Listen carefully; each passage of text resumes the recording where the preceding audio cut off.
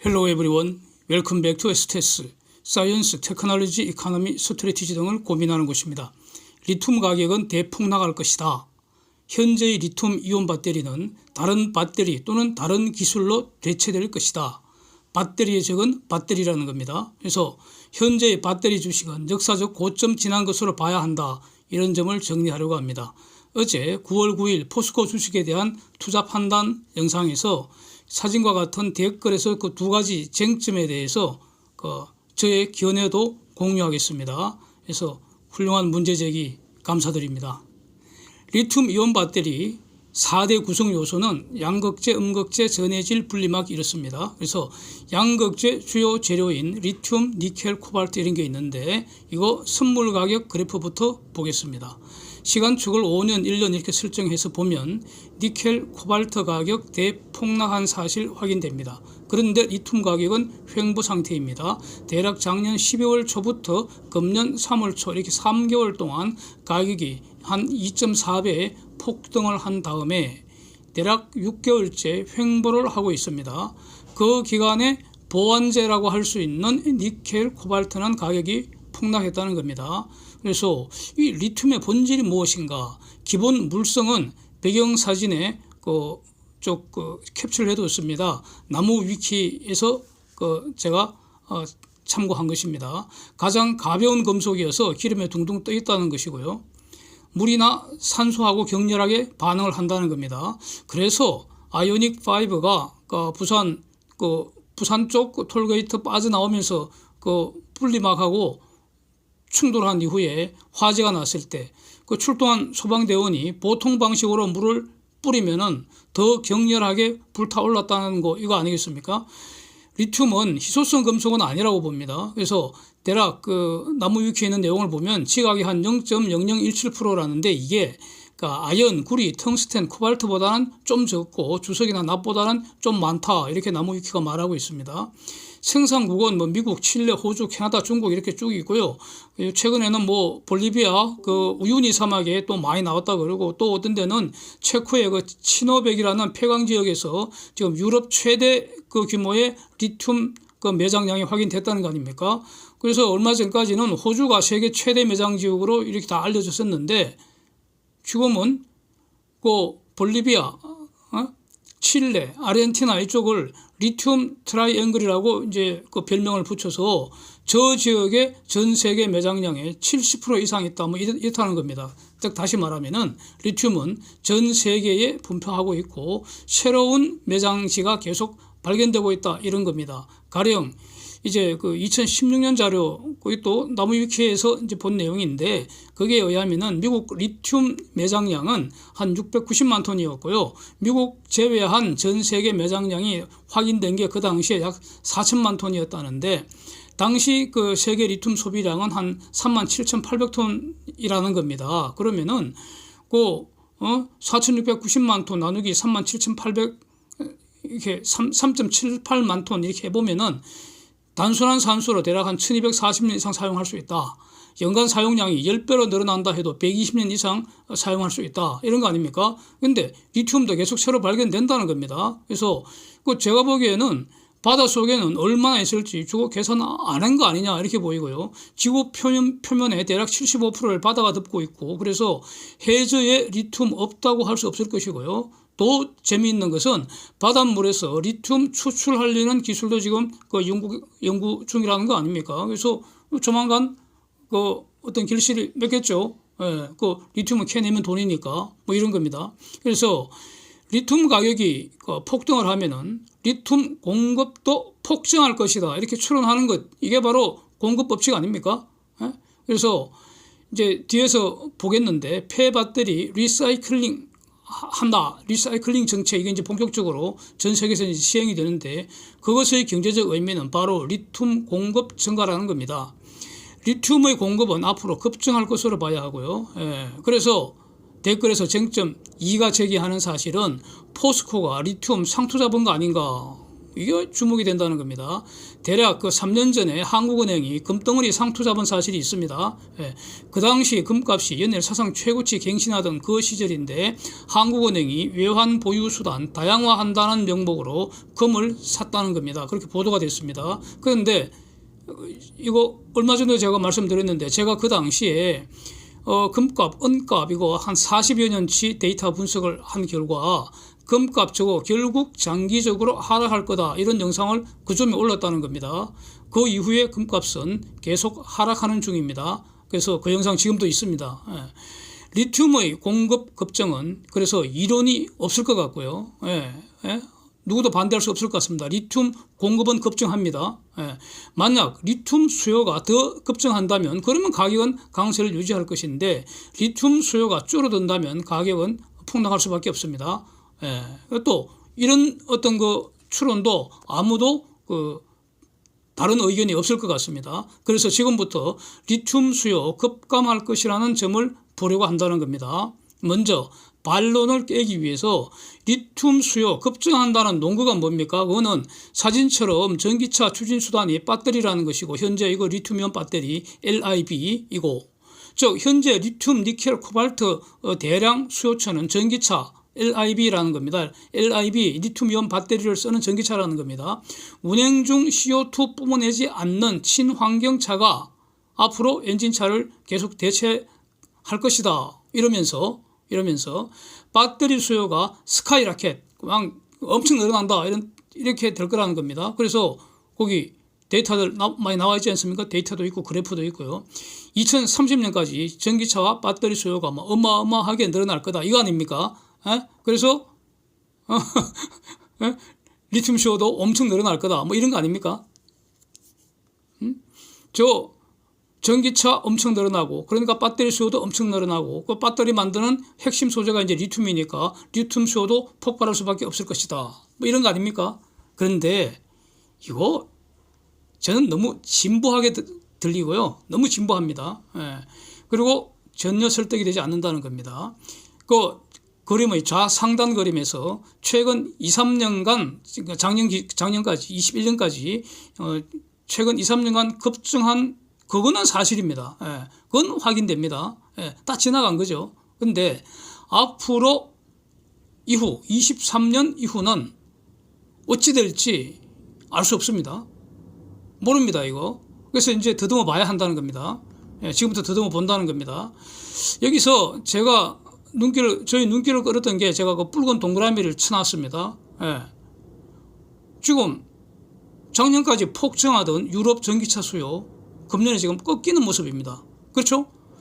자세히 보면 미국도 전기차 수요 지금 꺾이는 모습입니다. 예. 자, LIB를 장착한 전기차 수요는 꺾일 것으로 보는 이유 제가 표로 쫙 한번 정리를 했습니다. 같이 한번 보시죠. 일단 이거는 제가 여러분 이미 한번 다른 영상에서 계속 말씀드린 내용인데 너무 무겁다는 거죠. 배터리가. 전기나 가솔린은 밥과 같습니다. 에너지원이기 때문에 밥입니다. 밥. 네? 전기나 가솔린은 밥과 같습니다. 차를 움직이는 에너지원이잖아요. 네. 배터리나 연료통은 말하자면 점심밥 싸가는 도시락 통과 같은 겁니다. 그런데 일단 배터리는 너무나 무거워서 비유를 하자면 큰 바위 돌에다가 작은 구멍을 파서 그 작은 구멍에 점심밥 싸서 짊어지고 백두대간 종주 산행 가는 그런 꼬라지라는 겁니다. Not smart, but stupid. 예, stupid. 얼마나 멍청합니까? 저 문제를 해결하지 않고는 정말 그 답이 없을 것 같습니다. 예? 너무 무겁습니다. 한 400kg, 450kg 이상 더 무겁다는 겁니다. 전기차가 배터리 때문에. 예. 2분의 1 MV제곱이라는 에너지 손실이 계속 발생합니다. 예. 그 다음 내용 밑에 그 좌하단에 있는 표 보시죠. 기름차보다도 CO2 배출량이 더 많다는 겁니다. 지금 배터리차가. 예? CO2 프리가 아니라는 겁니다. 자, 배터리를 만들기 위해서 이제 코발트, 니켈, 리튬을 캐내야 되잖아요. 그래서 각 1톤 생산할 때 배출되는 탄소량, 즉 코발트 1톤 생산할 때 CO2 40톤 발생한다는 뜻이고, 니켈 1톤 채굴 할 때 CO2 10톤 발생한다는 것이고, 리튬은 가령 염호에서 추출할 때는 5톤이 발생하고, 광산에서 추출할 때는 10톤 내지 15톤의 CO2가 발생한다는 겁니다. 그래서 차량을 만들 때 전기차는 엔진차를 ICV, Internal Combustion, 내연기관 비클, 그래서 EV는 Electric Vehicle, 그래서 전기차는 엔진차보다 2배 이상의 CO2 배출한다는 겁니다. 이것도 여러 번 이전에 말씀드린 내용이고요. 그 다음에 EV가 전기차가 운행할 때는 이산화탄소 발생 배출 안 한다 그러는데 그것도 천만의 말씀입니다. 그렇지 않습니다. EV 충전하는 전기를 무엇으로 만든 것인가를 봐야 합니다.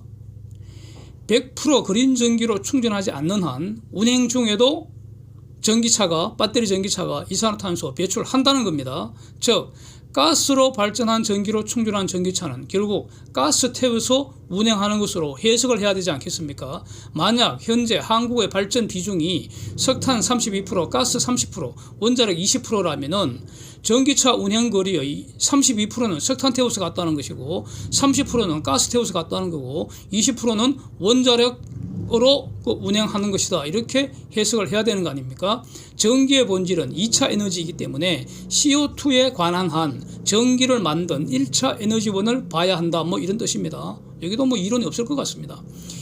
그래서 2025년 이후에는 지금 우상단 테마로 이제 넘어갑니다. 그림에서 2025년 이후에는 LIB, 리튬이온 배터리 폐기물, 즉 LIB 웨이스트, 이 문제가, 폐배터리 문제가 핵 폐기물, 뉴클리어 웨이스트 문제만큼이나 심각해질 것 같다는 겁니다. LIB 웨이스트 문제는 뉴클리어 웨이스트 문제만큼 심각하다는 겁니다.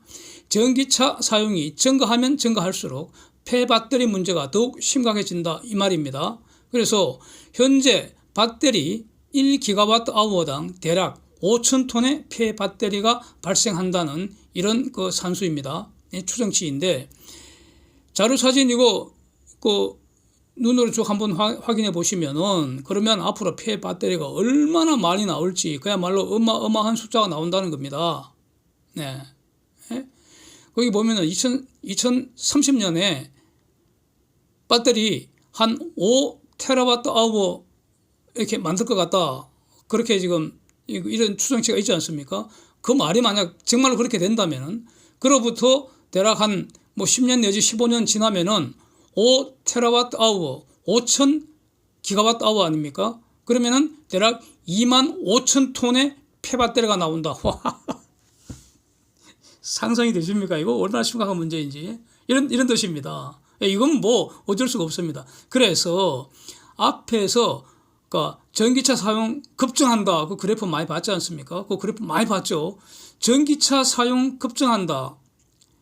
리튬 이온 배터리 수요 급증한다 하는 그 말은 정확하게 100% 일치해서 바로 리튬 이온 폐배터리 급증한다는 말과 똑같습니다. 시간차가 있을 뿐입니다. 그래서 이 점은 누구도 이거 반론이 못할 것 같습니다. 그래서 LIB 이 쓰레기는 결국 재처리해야만 합니다. 그냥 버릴 수 없기 때문입니다. 그냥 버리면 안 됩니다. 핵 폐기물 그냥 갖다 버릴 수 없는 것처럼 폐배터리도 그냥 갖다 버리면 안 된다는 겁니다. 그래서 LIB 웨이스트를 재처리를 못하면은 EV 사용은 불가능하게 된다는 겁니다. 이것도 이론이 없을 것 같습니다. 그런데 저는 이 부분은 재처리할 수 있다는 데 대해서는 뭐 걱정을 안 합니다. 만드는 재주가 있기 때문에 만든 거 다시 분해할 재주도 분명히 있을 것이기 때문에 결국 재처리 기술도 혁신될 것으로 보고요. 이건 뭐 의심하지 않는데, 그런데 성공적으로 이걸 재처리를 한다면, 그래서 폐배터리 재처리 산업이 그야말로 이제 성장 산업이 된다면 그건 무슨 뜻입니까? 리튬 공급이 증가한다는 말 아니겠습니까? 이렇게 정리할 수 있겠습니다. 배터리는 매우 고용량의 전기가 압축되어 저장되어 있습니다. 그 표에서 우하단 주제입니다. 그래서 매우 많은 고용량의 전기가 압축되어서 좁은 공간에 지금 저장되어 있는데 그 지금 액체의 전해질이 분리막으로 이렇게 나누어져 있어서 합선이 되지 않을 뿐입니다. 어떤 형태로든지 그 분리막이 훼손된다면 합선이 일어나는 거죠. 그래서 그렇게 돼서 전기 폭발, 화재 이게 시작이 될 수 있다는 겁니다. 일단 시작만 되면은 열 폭주 현상 때문에 다 태우기 전에는 불 끄기가 너무나 힘들다는 겁니다. 이건 팩트입니다. 그래서 만약에 대형 건물, 다중 이용하는 그런 지하 주차장에 다수의 전기차가 주차된 상황에서 어떤 이유에서든 전기차 화재가 만약에 시작이 된다면 그러면은 빌딩 전부 다 폭삭 태워버리기 전에는 불 끄기 힘들 수도 있지 않겠습니까? 예, 정말 걱정이 됩니다, 이거. 그래서 이거는 이번 태풍 때문에 포항 아파트 지하 주차장 침수한 그 재난하고는 비교가 안 될 정도로 그야말로 전대미문의 대재앙이 현실이 될 수도 있다는 거 아닙니까? 그 다음에 전기차는 사고가 나면은 화재가 한번 발생하면은 대형 참사가 되기 때문에 이 보험료 산정도 굉장히 문제일 것 같습니다. 이거 전기차 사고 한번 나면은 고액의 보험료가 이제 발생할 가능성이 높다는 것이죠. 그러니까 그렇게 된다면 이거는 엔진차 보험자가 낸 돈으로 전기차 손해까지 커버하는 거. 그렇게 되면은 엔진차 사용하는 분들은 너무 싫을 것 같습니다. 화가 많이 날 것 같습니다. 그래서 일종의 보험 들은 사람들을 보험 가입자들 총수 그걸 보험단체라고 말하잖아요. 그 보험단체에서 전기차 제외해라. 즉 전기차는 너희끼리 보험 들어라. 이렇게 요구할 가능성이 있다는 겁니다. 지하 주차장에 전기차 출입 금지 요구하는 거 이게 정당화가 될 수 있는 거 아닌가 이런 생각이 든다는 겁니다. 그래서 결국 저는 현재 LIB 리튬 이온 배터리 저거 지속 불가능한 솔루션 아닌가 이런 의견입니다. 저는 그렇게 봅니다.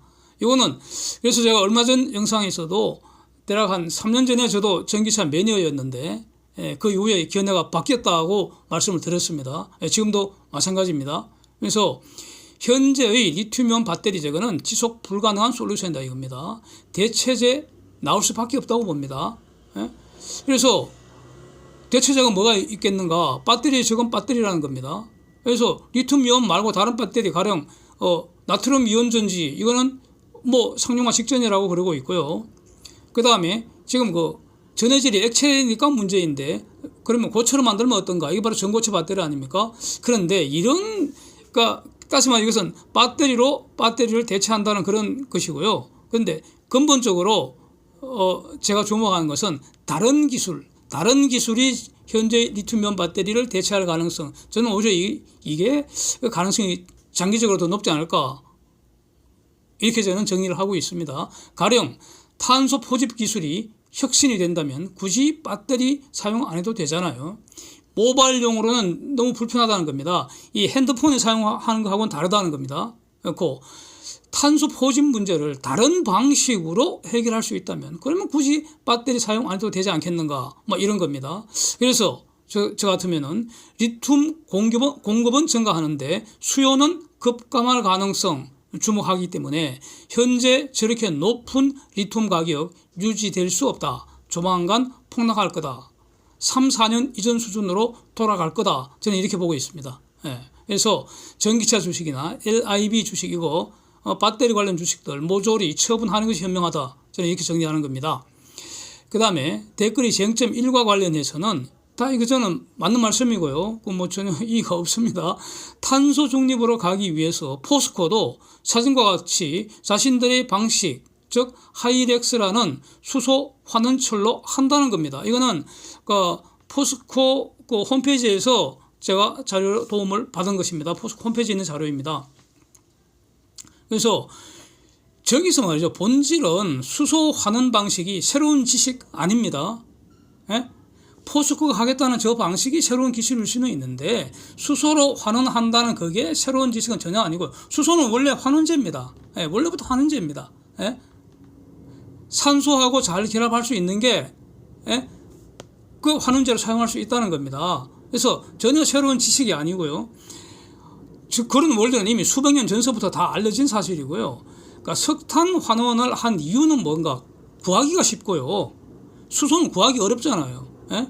예, 석탄은 구하기가 쉽고 가장 싸기 때문입니다. 그래서 지금 그 포출과 같은 저런 고로 방식, 그러니까 석탄을 이용한 코크스 환원을 하고 있는 겁니다. 구하기 쉽고 싸기 때문에. 그런데 이제는 더 이상 사용 못할 상황이 됐다는 겁니다. 그래서 이제 수소 환원체를 할 수는 있다고 봅니다. 그 과정에서 기존 설비 전부 새로운 설비로 교체하는데 돈 든다는 거죠. 비용이 증가한다는 겁니다. 석탄보다 수소가 더 비싸기 때문에 비용은 앞으로 급증을 하는데 이 철강 제품은 가격이 지금 하락하고 있기 때문에 비용은 느는데 수익은 줄어드는 구조라는 겁니다. 이거 지금 추세적인 거라는 겁니다. 네? 비용 증가를 수요자에게 떠넘기기 매우 힘들다는 겁니다. 이것을 지난 영상에서 지적을 했던 겁니다. 그래서 수소 환원 방식을 하겠다면 할 수는 있는데 그렇다면 일단 수소를 값싸게 대량으로 조달하는 방안을 고민을 해야 되는 것이고요. 그래서 이제 그 실천적 수단으로 포스코 앞바다에 삼성중공업이 지금 개발하고 있는 부유식 원자력 발전소 하나 한 척 딱 띄워 놓고 거기서 이제 그린 전기가 나오니까 그걸로 해수를 물분해한 수소로 할 수도 있겠다 이런 생각도 합니다. 예? 호주에서 그 태양광으로 만든 그 액체 수소를 가져와서 사용할 수도 있지만 그것보다는 원자력 발전소 딱 띄워놓고 그러면 거기서 나오는 모든 열 에너지, 전기 에너지 다 쓸 수 있잖아요. 이게 더 낫지 않을까? 뭐 이거는 결국 이제 경제성 분석의 문제이고 이제 포스코가 알아서 할 문제이고요. 또 이제 예?